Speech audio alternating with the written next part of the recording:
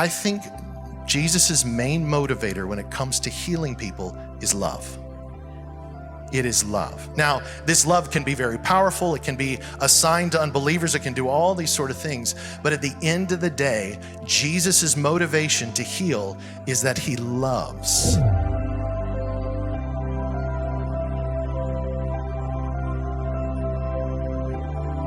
Jesus didn't heal to prove that he was God. He healed because he was God. All of these signs are real. They indicate this. But Jesus is not coming on the scene, I don't think, to say, well, I've got to do a miracle so they believe me, or I've got to do a miracle so it's a sign. He's coming on the scene doing miracles because that's who he is. He's coming on the scene because the great love in his heart, his goal is to restore all things, and he is just out of God's very own nature is healing. Does that make sense? It's still a sign of the apostolic. It's still a sign of salvation and of the kingdom and all that. But it's not so much that God is coming to wave a flag. Jesus is God, and he's just being himself. Does that make sense? From the beginning to the end, he is healing.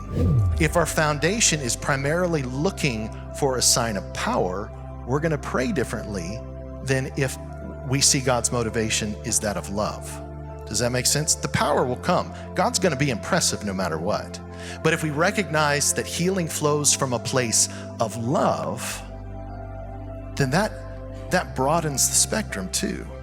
And also, when we talk about signs and wonders, did you know that love will retain people's hearts longer than a flash of power? At the end of the day, people will be impressed for a few days, maybe a few months. But if they know that they are loved by their Creator, they will fall in love forever. So I'm not saying that that healing is not a demonstration of God's power. And healing will not, sometimes if you see someone really get healed, it will put the fear of God in you. We'll be like the Israelites at Mount Carmel saying, the Lord is God, the Lord is God, the Lord is God, he's it, he's it, he's it. That sometimes happens, but at the root of God's motivation for healing is his great, great love.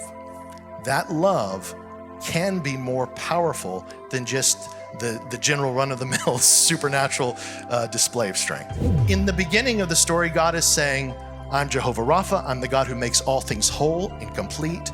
And at the end of the story, Jesus is saying, behold, I'm the one who makes all things new. Does God change? No.